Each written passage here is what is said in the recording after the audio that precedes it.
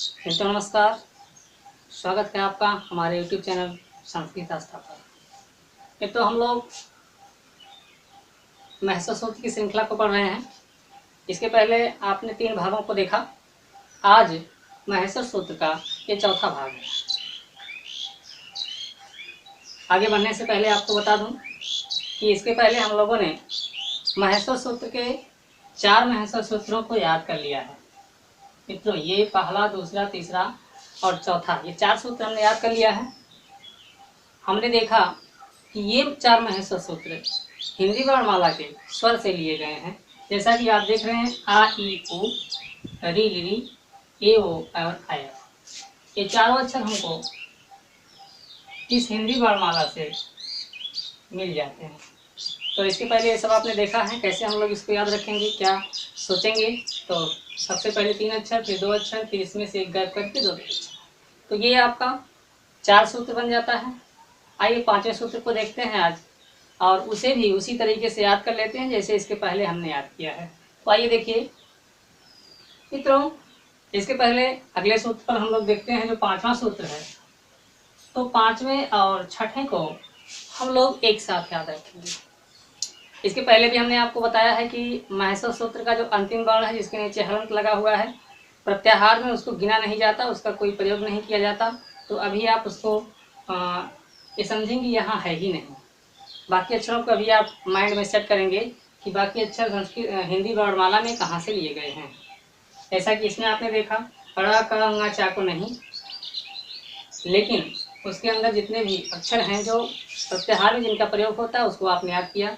और इस तरह आपको चारों महर्षि सूत्र याद हो गया होगा, अयोड़, ऋ, एवं अयोच। तो इसके बाद हम लोग 5वें और 6ठवें सूत्र को देखते हैं। 5वां सूत्र में आप लोग देख रहे होंगे हा या वारा, और 6ठे सूत्र में ला। मित्रों कुल मिला के ये आपके 5 अक्षर होते हैं। इसमें से पहला जो अक्षर है हा, यह अभी महर्षि सूत्र में एक बार और मिलेगा। इसके पहले ही हमने बताया है कि हा एक ऐसा अक्षर है जो महर्षि सूत्र में 2 बार आया हुआ है। एक बार आपका लड़ में है, एक बार आपका हाल में मिलेगा अंतिम में, जिसको हम लोग देखेंगे। तो अभी फिलहाल इतना दिमाग में रखिए कि हाँ आपको भी एक बार और मिलेगा। जब एक बार और मिलेगा तब इसके बारे में समझेंगे। अभी यहाँ आप इसको छोड़ दीजिए समझने के लिए, याद करने के लिए। अभी आप इसको यहाँ पर छोड़ दीजिए। तो हा को छोड़ते हैं मित्रों। जब हा को छोड़ देते हैं तो यहाँ हमको 3 अक्षर मिलता है या वारा, और यहाँ पर मिलता है ला। याद रखिएगा या वा रा और ला, इनको अगर आप सेट करते हैं तो या वा रा ला को या रा लावा भी कह सकते हैं। अर्थात 5वें और 6ठे सूत्र में हमारा हिंदी वर्णमाला से ये 4 अक्षर, ध्यान से देखिए मित्रों, ये 4 अक्षर, जी हाँ, हिंदी वर्णमाला से नीचे का या रा लावा ही आपका महर्षि सूत्र का 5वां और 6ठा सूत्र है। तो अगर ये वीडियो पसंद आया हो तभी सब्सक्राइब करिएगा। बाकी आगे ध्यान से देखिए, हमने पाया कि 5वें सूत्र में और 6ठे सूत्र में हा को छोड़कर 5वें सूत्र में जो सबसे पहला अक्षर हा है, चूंकि एक बार और हमको मिलेगा इसलिए अभी हम इसको छोड़ रहे हैं। बाकी 5वें और 6ठवें सूत्र में जितने भी अक्षर हैं सब हिंदी वर्णमाला के नीचे जो एक आपका यारा लावा है, जिसे अभी आगे आप पढ़ेंगे, हिंदी में हम पढ़ाएंगे आपको, जिसको अंतः अस्थ वर्ण कहा जाता है। जी हाँ, इसी को अंतः अस्थ वर्ण कहा जाता है। तो आप जब इतना जान चुके हैं कि यारा लावा अंतस्थ वर्ण है, तो एक प्रकार से दिमाग में अपने फिगर बना लीजिए कि हमारा जो महर्षि सूत्र का 5वां और 6ठा सूत्र है वो अंतस्थ वर्ण है। फर्क कितना है कि हिंदी वर्णमाला में यारा लावा के क्रम में है, लेकिन संस्कृत के महर्षि सूत्र में यावा राला के क्रम में है। इतना आप ध्यान रखेंगे। इसी प्रकार इसके पहले भी आपने देखा था कि स्वर के सभी अक्षर 1, 2, 3, 4 महर्षि सूत्र में समाहित हो गए हैं, और 5वें और 6ठे सूत्र आपके अंतस्थ वर्णों में समाहित हो गए हैं। अंतस्थ वर्णों के अक्षरों को लिया गया है। तो संभवतः ये 5वां और 6ठा सूत्र भी आपको याद हो गया होगा।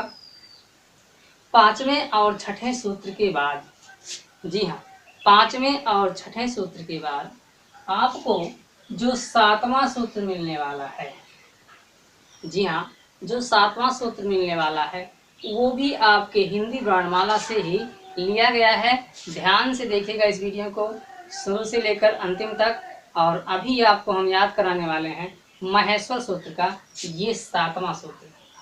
मित्रों ध्यान से देखिए, तो 7वें सूत्र में आपका ये कुल मिला के 5 अक्षर है, ञ, म, ङ, ण और न। महेश्वर सूत्र के कुल ये 5 अक्षर हैं। इनको जरा आप ध्यान से इस हिंदी वर्णमाला में ढूंढिए जो आपको याद है, आपको रटा रटाया है। तो हिंदी वर्णमाला में आप क्या पाते हैं कि आप हिंदी वर्णमाला में पाते हैं कि ये सभी अक्षर लाइन के अंतिम अक्षर हैं।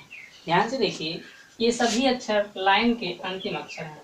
देखिए अंगा है, ञ है, अड़ा है, ना है, मा है, ये आपका सभी अक्षर आया है। हाँ, अंतर इतना है, फर्क इतना है, यहाँ क्रम दूसरा है और यहाँ क्रम दूसरा है। देखिए इया मा अंगा अड़ा ना, तो यहाँ देखिए अंगा इया अड़ा ना मा, थोड़ा सा क्रम बदला है मित्रों, लेकिन अक्षर है वही। तो दिमाग में केवल बसाइएगा, इसको सोचने की कोशिश कीजिएगा, एक बार तो आपको तुरंत याद हो जाएगा। ये 4 सूत्र हमारे स्वर से लिए गए हैं, हिंदी वर्णमाला के स्वर अक्षरों से, और शेष आपका 5वां 6वां सूत्र ये अंतस्थ वर्ण से लिया गया है, यारा लावा से। और 7वां सूत्र प्रत्येक लाइन का 5वां अक्षर, जिसे पंचमाक्षर भी कहा जाता है, आप लोग हिंदी में पढ़ेंगे पंचमाक्षर। पंचमाक्षर, पंचमाक्षर मतलब 5वां अक्षर। इसी को आप ध्यान में रखेंगे कि जितने भी पंचमाक्षर हैं, वर्गों के जितने भी पंचमाक्षर हैं, या फिर काखा गाघा की लाइनों के जितने भी 5वें अक्षर हैं, सभी अक्षर हमारे महेश्वर सूत्र के 7वें सूत्र में समाहित हो गए हैं। तो संभवतः ये 7 सूत्र आपको याद हो गया होगा। आगे चल के जब ये 14 सूत्र हम आपको समझा देंगे इसी तरीके से, उसके उपरांत हम आपको बताएंगे इन हलंत युक्त वर्णों के बारे में। यहाँ से भी क्वेश्चन आता है मित्रों, बार बार क्वेश्चन आया हुआ है इन हलंत युक्त वर्णों के बारे में, क्योंकि ये भी अपना एक अहम रोल अदा करते हैं। ये भी हैं जरूर, इनका प्रत्याहार में प्रयोग किया जाता है, लेकिन जब वर्णों की गिनने की बारी आती है तो इनको नहीं लिया जाता है, नहीं गिना जाता है। लेकिन इनका भी अपना एक अहम रोल है, एक ज़रूरत है इनकी भी, इसलिए इनको रखा गया है। ये क्यों है, कैसे हैं और क्यों इनको गिना नहीं जाता है, इसके बारे में हम आगे चल के आपको अगले भाग में बताएंगे। अभी आप इन 7 सूत्रों पर जोर डालिए, 7 सूत्रों पर देखिए कि इन 7 सूत्रों में क्या कुछ है। तो बस कुछ नहीं है, चुटकियों में हम लोग बहुत आसानी से याद कर लेते हैं कि 4 सूत्र हमारा स्वर है, 5वां सूत्र हमारा यहाँ है, और 5वां 6वां यहाँ है, और 7वां सूत्र यहाँ पर है। तो आपने देखा कि महेश्वर सूत्र के 4 सूत्रों में सभी स्वर अक्षरों को लिया गया है। शेष 5वें 6वें सूत्र में अंतस्थ वर्णों को लिया गया है, हा को छोड़कर भी। और 7वें सूत्र में पंचमाक्षर को लिया गया है, हिंदी वर्णमाला के 5वें अक्षर को लिया गया है। तो इस प्रकार हमको याद होता है कि आयुर, अरिलिक, एवं, अयोज, हाइब्रट, लड़, और 7वां अंतिम सूत्र अभी आपका इया मा अंगा अड़ाना मा। इस प्रकार हम 7 सूत्र मित्रों याद कर लेते हैं, बहुत आराम से, बहुत आसानी से याद कर लेते हैं। और आप याद रखिएगा हमेशा कि यह ऐसा टॉपिक है, ऐसा ये अध्याय है जहाँ से बहुत ही ज़्यादा क्वेश्चन पुटअप होते हैं, बहुत ज़्यादा क्वेश्चन इस अध्याय से आते हैं परीक्षाओं में। और दूसरी बात, यह संस्कृत भाषा की नींव है, संस्कृत भाषा की जड़ है। बिना इसको समझे, बिना इसको जाने आपको बड़ी ही दिक्कतें होंगी आगे चल के, अगर संस्कृत भाषा में कुछ पढ़ते हैं तो। कुछ पढ़ने की कोशिश, जानने की कोशिश करते हैं, हमेशा इसकी ज़रूरत पड़ेगी। ये आपको ज़रूर सीखना है, हर हाल में सीखना है, और इसको आप सीखेंगे बहुत ही आसानी से।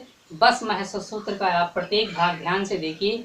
चैनल पे हमारे चले जाइए, वहाँ पर प्लेलिस्ट बना हुआ है, प्लेलिस्ट में आप 1 बाय 1 करके महेश्वर सूत्र के सभी भागों को पढ़ते रहिए। प्रत्येक दिन आपको इसका एक भाग मिलता रहेगा। मित्रों वीडियो छोटा हो रहा है, हम भी जानते हैं, छोटा हमको करना पड़ रहा है क्योंकि अपलोड होने में बड़ी दिक्कत होती है, यहाँ पर नेटवर्क की भी प्रॉब्लम है। तो अभी छोटा भाग बन रहा है, लेकिन पूरा महेश्वर सूत्र आपको मिलेगा, और उसको सभी भागों को ध्यान से देखिए। अच्छा लगा हो वीडियो तो चैनल को सब्सक्राइब कर लीजिएगा, लाइक शेयर कर लीजिएगा, और बेल आइकन प्रेस कर लीजिएगा। तो आज के वीडियो में इतना ही, शेष अगले वीडियो में। धन्यवाद।